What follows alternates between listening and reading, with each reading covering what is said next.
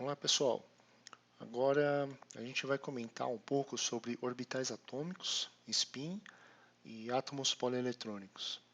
Bom, na última aula o que a gente viu? A gente viu a aplicação da equação Schrödinger, né, para obter os níveis de energia, e viu que a gente precisa então conhecer essa função de onda. E essa função de onda é uma função matemática que descreve então o elétron, porque o elétron ele pode se comportar como uma onda, e essa função quando a gente leva ao quadrado, por exemplo, a gente tem a densidade de probabilidade de encontrar aquele elétron.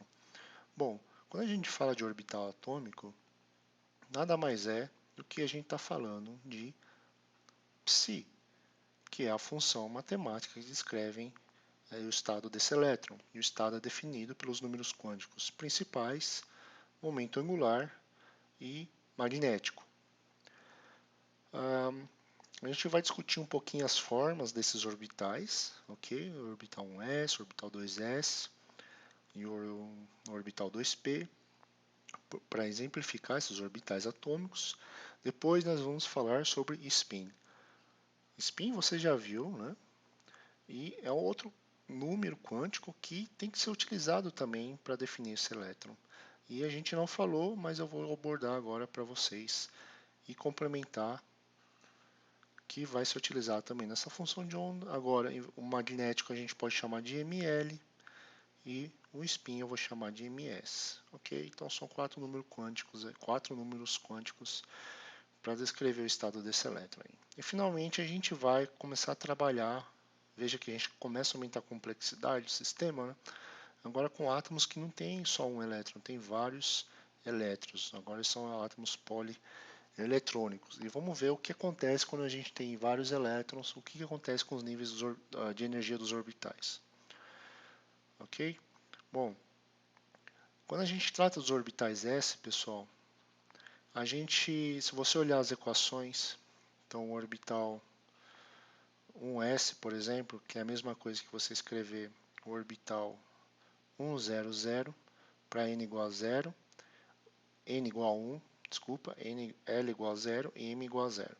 Quando você tem essa condição, a função de onda ela vai ser, na verdade, uma função que tem apenas uma dependência da coordenada radial, da coordenada do r.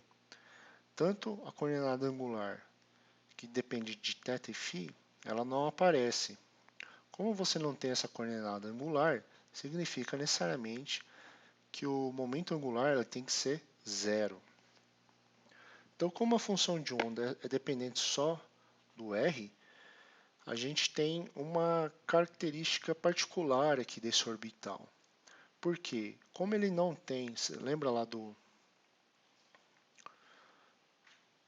da projeção, certo? Você tem a coordenada, aqui é o y, aqui é o x, aqui é o z. Vamos falar que o elétron está aqui, essa distância até a origem é r, esse é um ângulo θ, e na projeção aqui, certo? Você tem um ângulo φ. O φ vai de 0 a 2π, o θ vai de 0 a π. Bom, o fato de você não ter essa coordenada aqui, esse parâmetro θ, não tem uma função que depende de θ e nem uma função que depende de φ, significa que os valores, quer dizer, esse cara aqui, certo? Deixa eu colocar outra cor. Esse cara aqui, ele pode assumir qualquer valor de θ e φ. Qualquer valor. Então, se você for pensar que isso aqui pode assumir qualquer valor de θ e φ, ele pode estar em qualquer lugar aqui desse plano cartesiano. O fato de acontecer isso gera então uma geometria que a gente chama de simetricamente esférico. Ele vai ser uma esfera. Então, orbitais S, pessoal,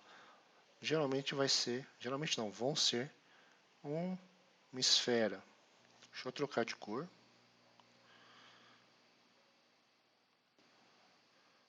Vai ser uma esfera.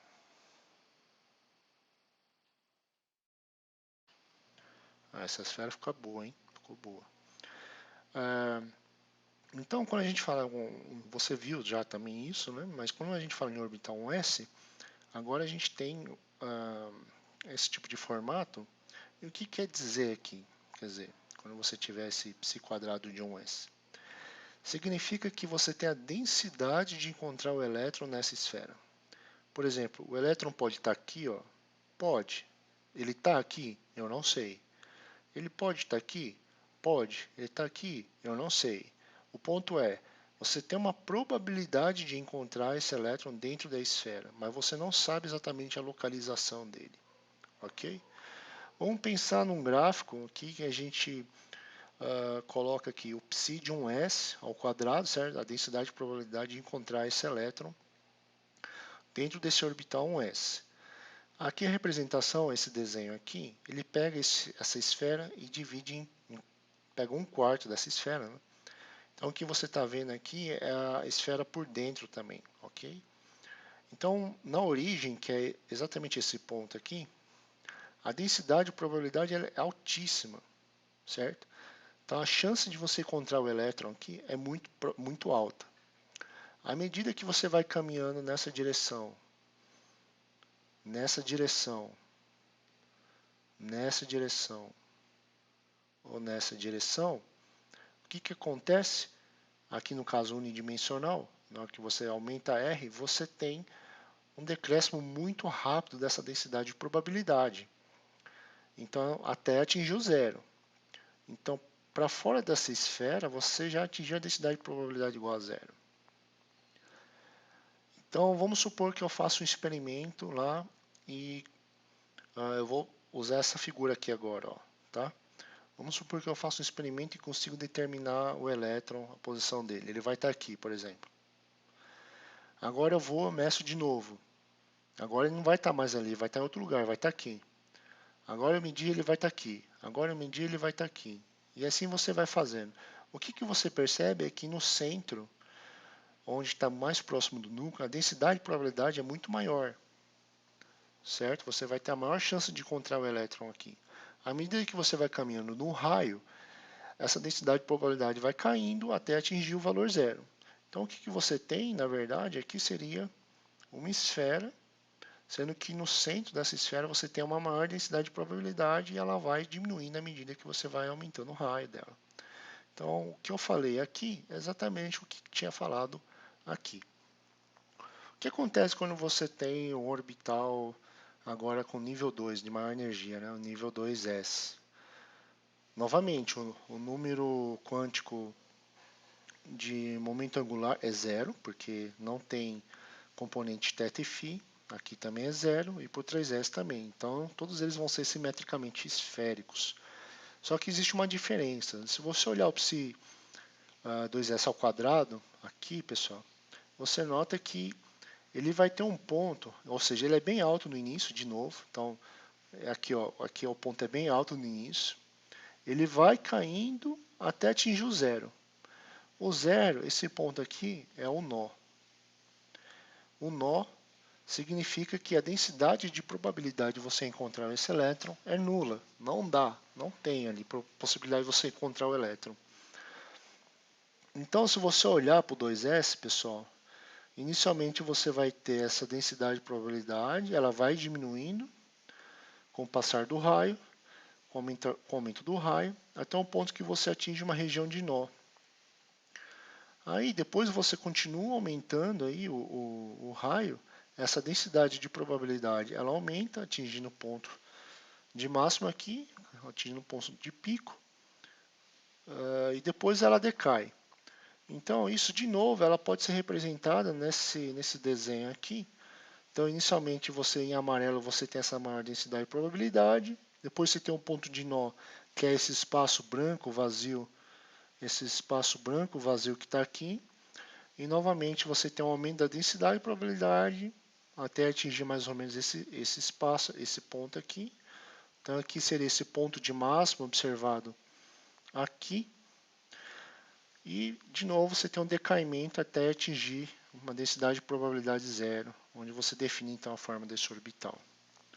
Deixa eu refazer aqui. Por 3s, pessoal, mesma coisa. Qual que é a diferença agora? A diferença é que você tem um nó aqui e outro nó aqui. Você tem dois nós. Então você vai ver um espaço branco aqui, ó, que eu preenchi de verde, e outro espaço branco aqui que eu estou passando de verde, certo? Mas novamente ele é simetricamente esférico. Você consegue observar esse orbital S. E veja que pelo fato dele estar no nível maior, esse tamanho, essa região, ela também se expande, ok? Beleza. Agora vamos ver como é que fica então. E os orbitais P, né? Quer dizer, a gente falou do orbital S. O orbital S é bem simples, mas e o orbital P? O orbital P aí começa a complicar. E aqui são as representações dos orbitais que está na orientação PX, PY e PZ, ok? Na verdade, esse aqui é o orbital, a gente vai falar que é o orbital 2P. Vamos voltar um pouquinho e lembrar lá, eu não lembro exatamente a equação de cor, obviamente, mas eu sei que a equação, como ele é um orbital P, ele vai ter que ter um momento magnético aqui, e esse momento magnético vai ser, no caso do 2P vai ser 1, certo? N-1 vai ser 1. Então, essa função de onda para o 2P, ela vai ter que ter uma dependência. Então, é uma função que vai depender não só da coordenada radial, certo? Mas da coordenada angular agora também, porque ela tem um momento angular, certo? Se você olhar nessa figura aqui que a gente desenhou aqui, você vai notar que esse ângulo θ, pessoal, se eu desenhar no plano ZY, esse plano ZY, vamos fazer aqui.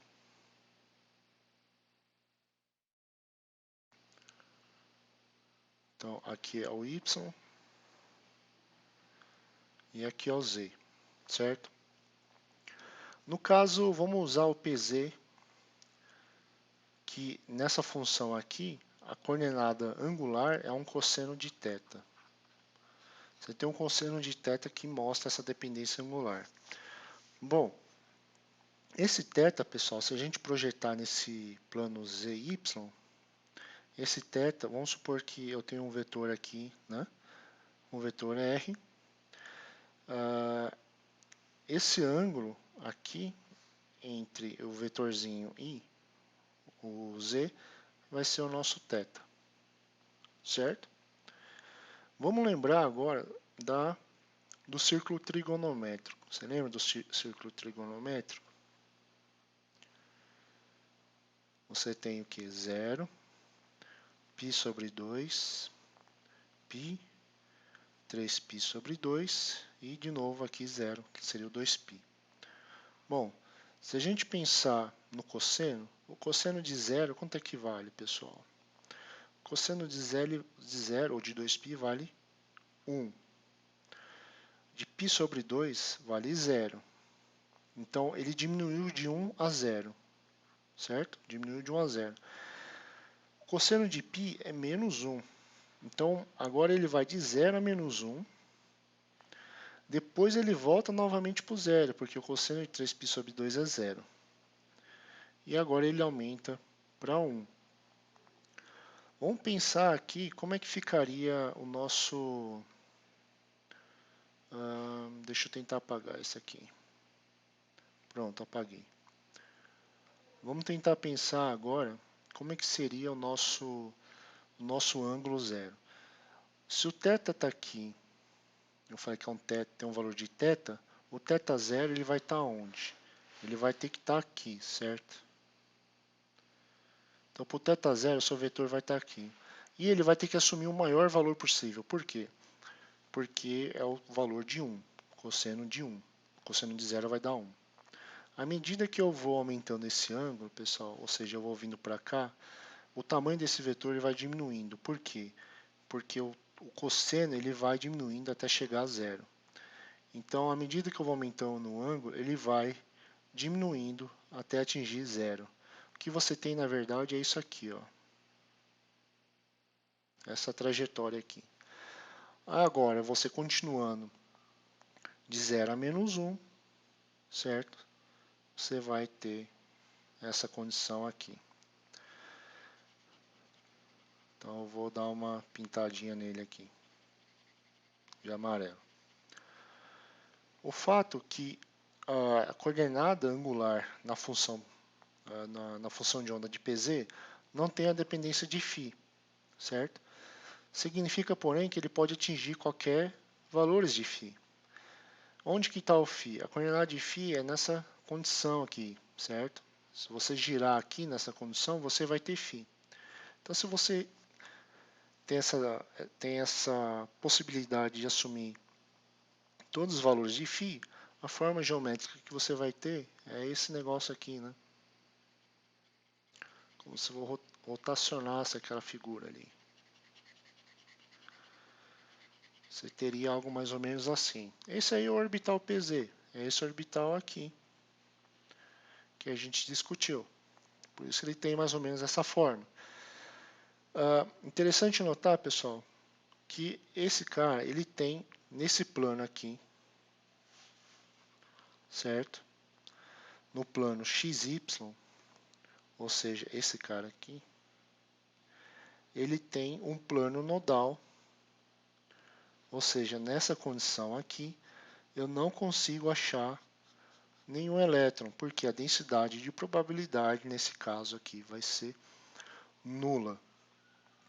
Agora, o que a gente fez foi por Pz, mas a gente tem também a função de onda por Py e a função de onda por Px.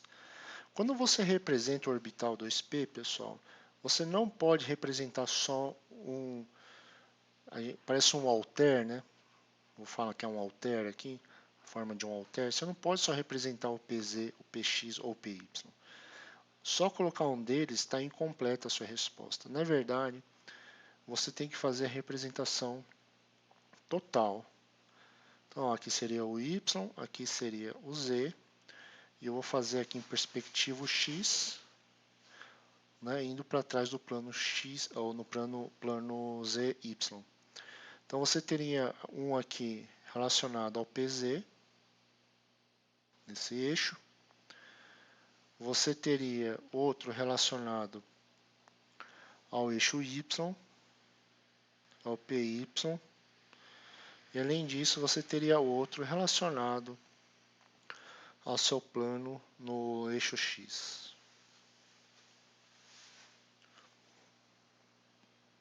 Ok? Eu não vou desenhar os planos nodais, que vai ficar extremamente confuso, mas os planos nodais também têm que estar todos inseridos aqui. Ok? Eu tenho um desenho, esse desenho aqui, que mostra, então, todos esses formatos desses orbitais. Então, para o orbital S, a gente sabe que vai ser esférico. Né? Lembra o orbital 1s? É uma esfera. Então, a densidade de probabilidade de você encontrar o elétron vai ter esse formato aqui. Para o orbital P, a gente vai ter esses halteres que vai estar cada um em seu eixo.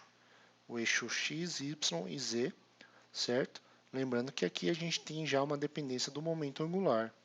E por isso que a gente tem essa distorção gerando essa figura. Então o orbital, pessoal, é nessa coluna aqui que você tem que ver. Ó. Certo? Como é que é o orbital 2p? É isso aqui. O orbital 1s ou 2s. 1s vai ser assim. O 2s vai ser assim, maior, só que com um nó no meio ali. Agora imagina você mostrar, graficar todas essas figuras, né? Plotar, a gente chama de plotar. A gente meio que pegou do inglês e deixou aportuguesado aí, tá? Então é meio ruim falar plotar, mas é a mesma coisa que graficar. Se você pegar e plotar ou graficar esses orbitais todos juntos, vai ficar uma confusão danada, você não vai conseguir ver. Olha esse caso aqui, por exemplo, tem os orbitais F. Lembra que o átomo ele vai ter o orbital S, ele pode ter o orbital P, pode ter orbitais D Então, na verdade, você teria que incluir isso aqui tudo junto, mas a visualização é melhor feita de forma separada, ok? Mas é importante lembrar que isso aqui está todo mundo concatenado junto aqui. Então, no caso do S2P, ou 2S, 3S, 1S, no caso 2P, a gente vai ter esses halteres.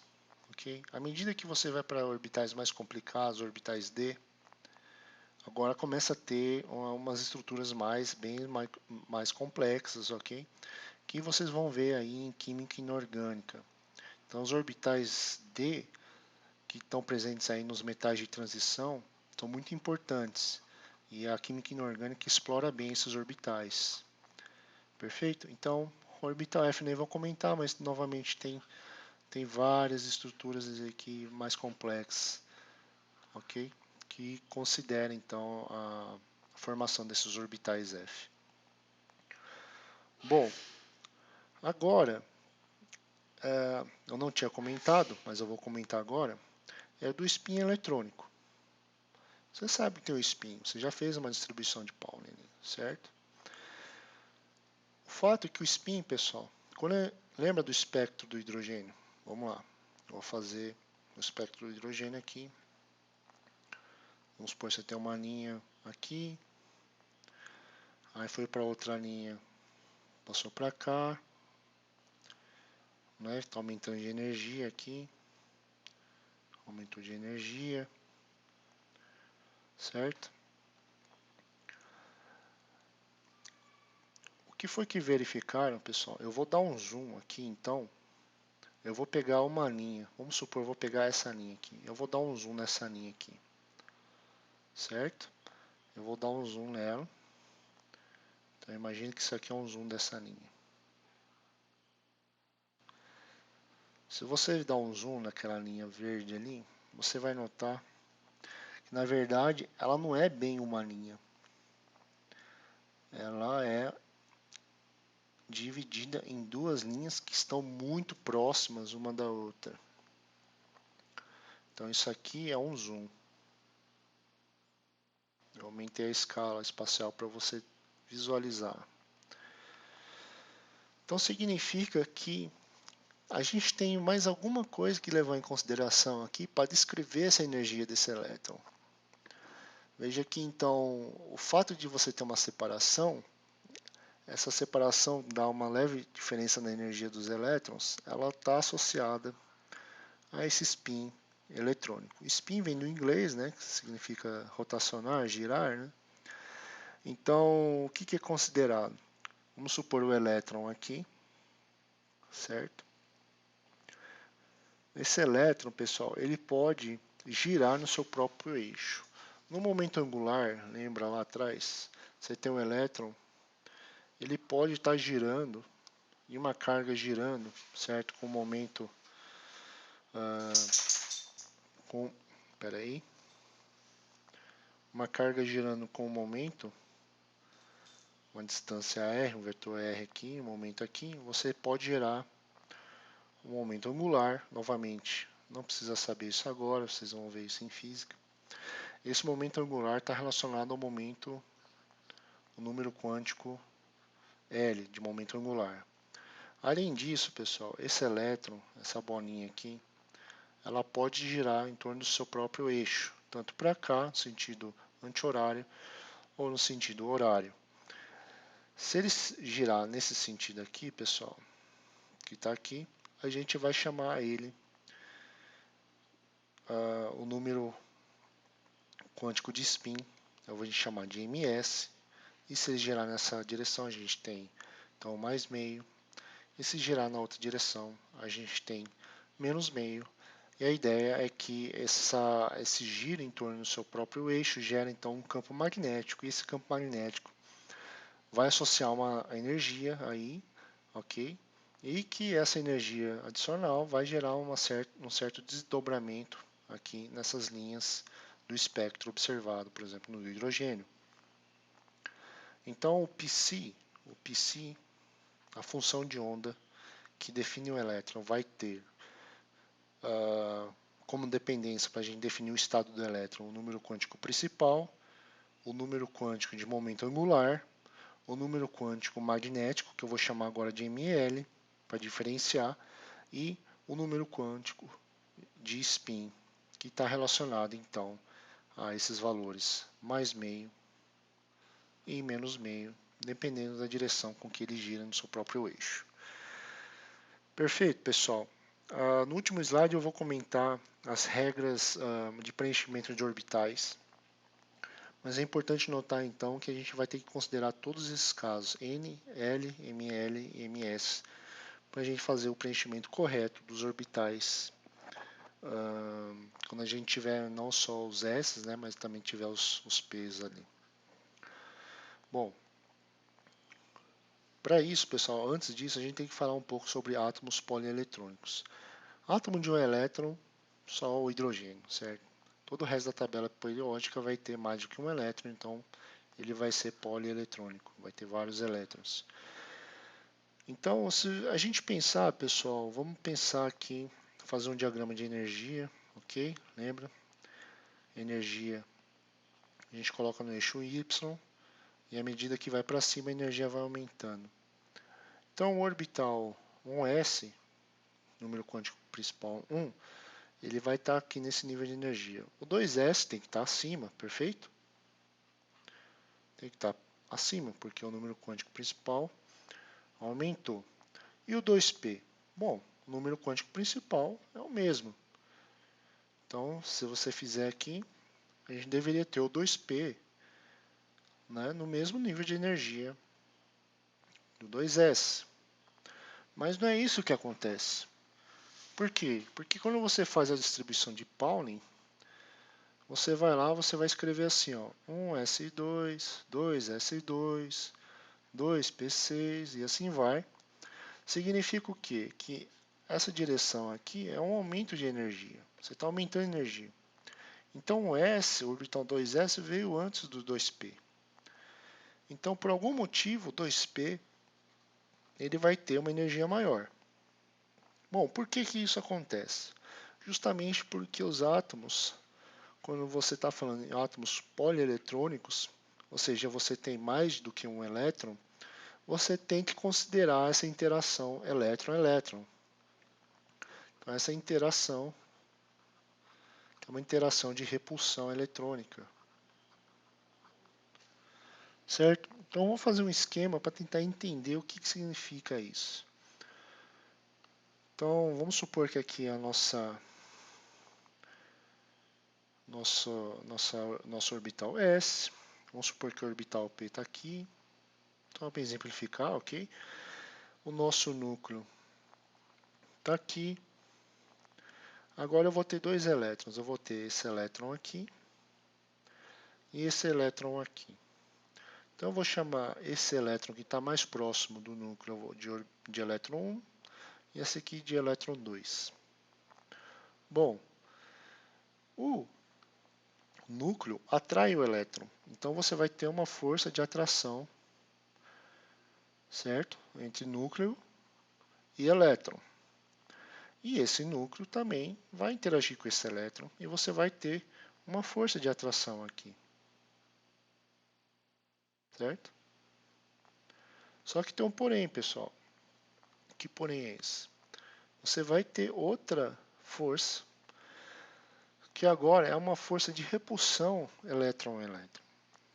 Então, você vai ter uma força atuando para cá, uma força de repulsão devido à repulsão desse elétron 1 com o elétron 2, e outra força de repulsão do elétron 1 com o elétron 2, a interação com o elétron 1 com o elétron 2. Então, o que acontece, pessoal?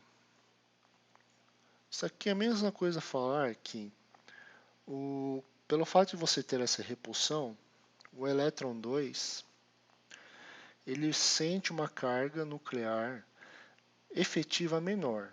Então, ele sente uma carga nuclear, eu vou colocar entre parênteses, efetiva, menor. Por que menor?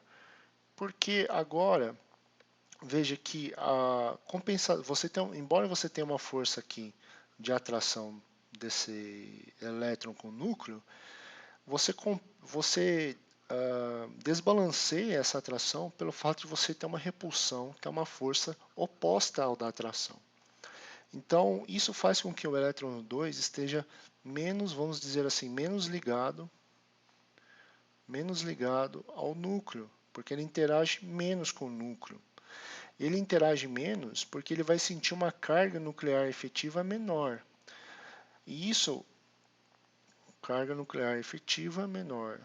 Espera aí que eu fiz o parênteses errado aqui.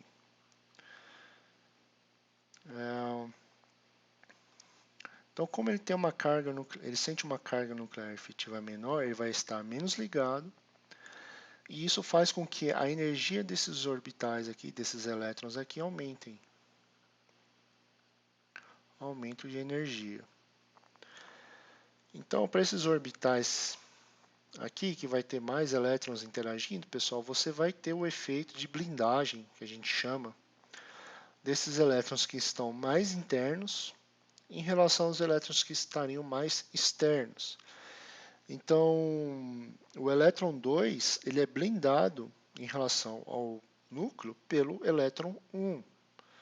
Então, os elétrons que estão mais externos, eles sofrem blindagem, um tipo de blindagem dos elétrons que estão mais internos. Esse tipo de blindagem gera, então, o aumento de energia desses elétrons que estão mais afastados. E por isso, quando você for desenhar o diagrama de energia, você vai ter que fazer dessa forma aqui. Então, primeiro você começa com um S, depois o de menor energia é o 2S, aí sim você vem com 2P, certo? Então, se você vê a distribuição eletrônica de Pauling, a direção da flecha faz exatamente isso. Ó. Pego um S, depois eu pego o 2S, ok? Depois eu venho e pego o 2S e o 3S. O 2P e o 3S. Então, vem aqui 2P, depois o 3S. Depois, você vai pegar o 3P, certo? Então, se você olhar aqui no diagrama de Pauling, o 3P. Depois vem o 4S, não vem o 3D, vem o 4S. Depois vem o 3D. E depois vem o 4P. Então, pelo fato de você ter um átomo polieletrônico e você tem a interação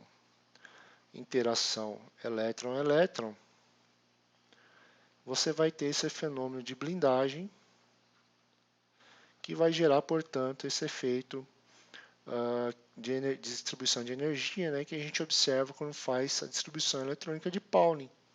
Então, toda vez que você fez a distribuição eletrônica de Pauling, você fazia a sequência 1s2, 2s2, 2p6, 3s2 e assim vai.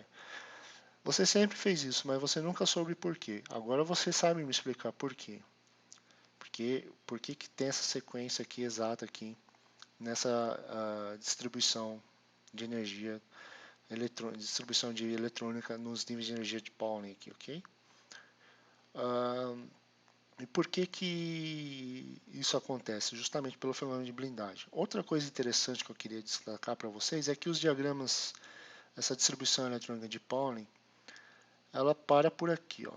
Toda essa parte aqui, muitas das vezes não é mostrada. Pode colocar no Google aí, coloca aí distribuição de Pauling, você vai ver que a grande maioria não mostra esses caras aqui. Por que eles não mostram esses caras aqui? Porque imagina, para você sair de um S e chegar no 7P, você tem que ter um átomo que vai ter muito elétron, certo? Por orbital 7P, você vai ter que ter muito elétron ali. Se você tem muito elétron, lembra que o átomo é eletronêutron, então o seu núcleo vai ter que ter então um número atômico muito grande, ou seja, um número de prótons muito grande. Então o seu núcleo, pessoal, vai ser um negócio imenso lá. Lembra que o núcleo tem prótons e nêutrons ali. Então, quando o núcleo é muito grande, é muito fácil de você quebrar esse núcleo. Você tem uma fissão nuclear. Você quebra o núcleo. E quando você quebra o núcleo, você emite radiação. Eu não falei, mas tem radiação alfa, radiação beta, etc. Então, se você olhar na tabela periódica, aqui são os orbitais de valência.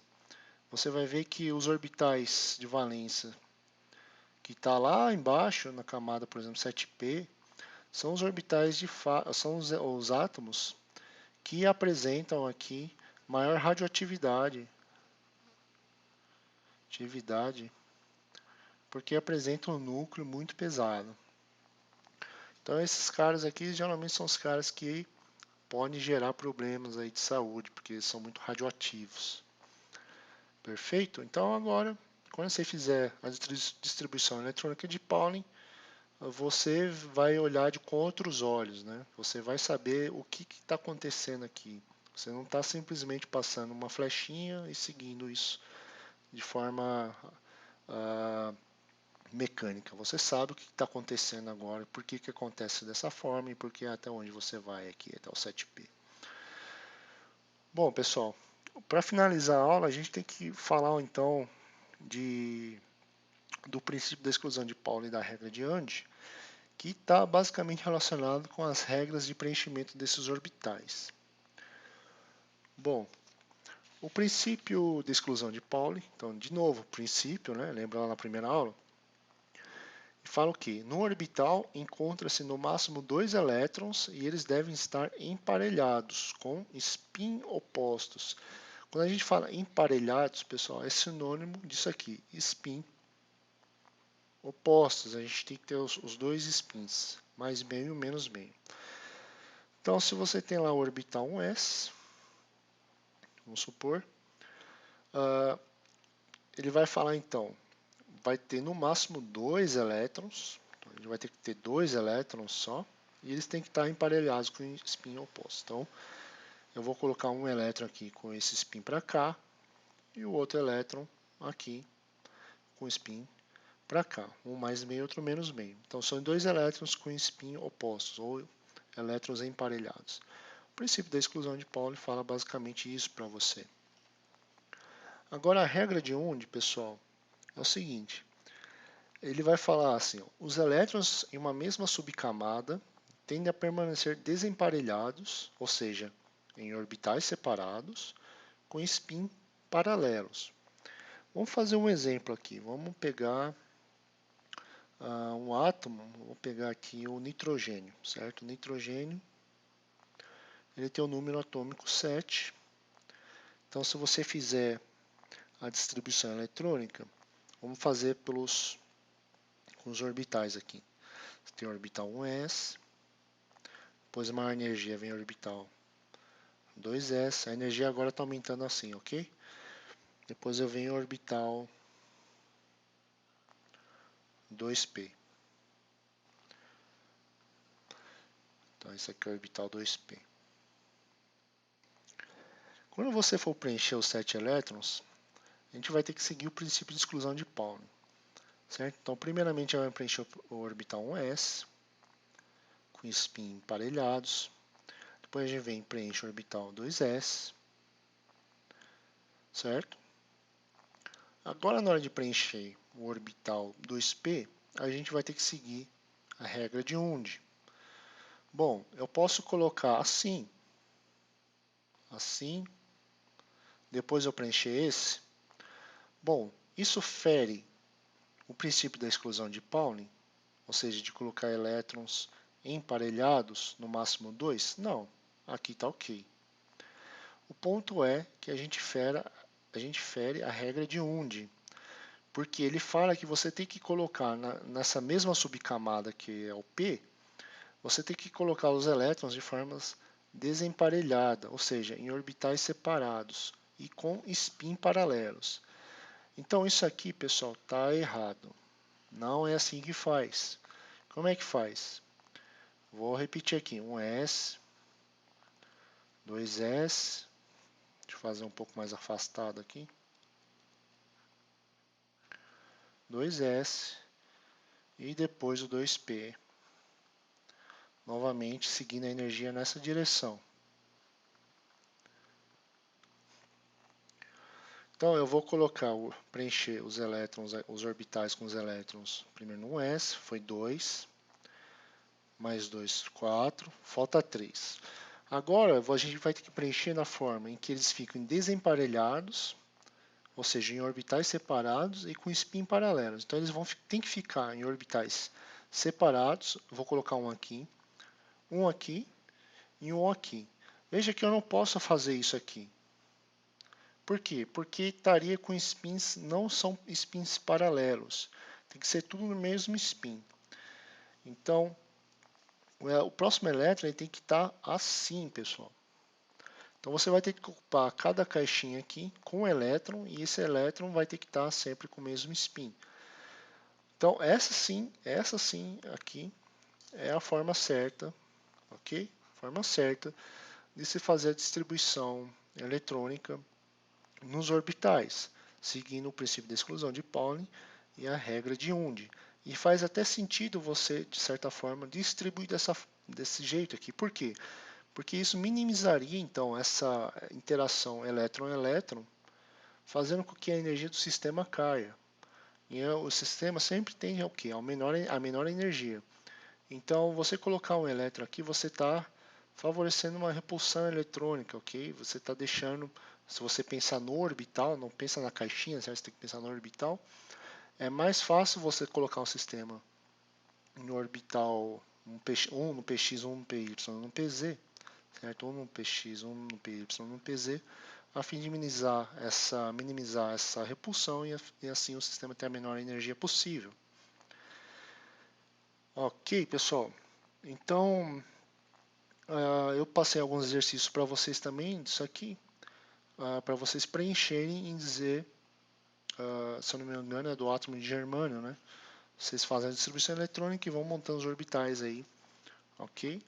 E para vocês justificarem, vocês têm que saber o princípio da exclusão de Pauling, definir o princípio da exclusão de Pauling e definir basicamente a regra de Undy. Belezinha, pessoal? Então, a gente finalizou essa parte de orbitais atômicos.